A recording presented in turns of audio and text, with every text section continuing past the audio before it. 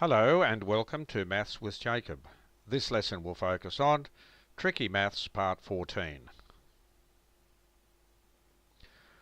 What is the value of negative 3 squared?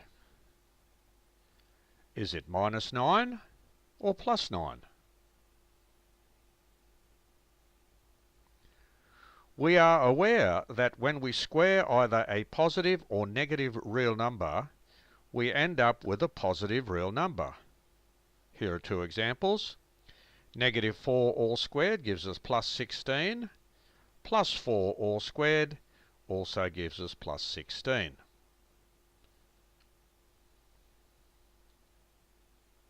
So, what is the value of negative 3 squared? Well, it depends on how we interpret the above calculation. The above calculation is correctly interpreted as we have the minus sign here, and then we have the grouping symbols or the brackets, and 3 squared is inside the grouping symbols or the brackets. It is not interpreted as minus 3 squared. So this squared sign here only refers to the 3 and not the negative sign.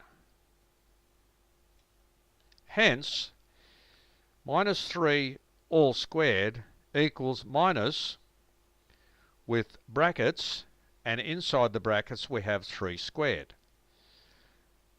Now we know that 3 squared is 9, and there is our minus sign. So minus 3 squared equals minus 9. So that's very interesting to remember that, because it is a little bit tricky if you don't think about it.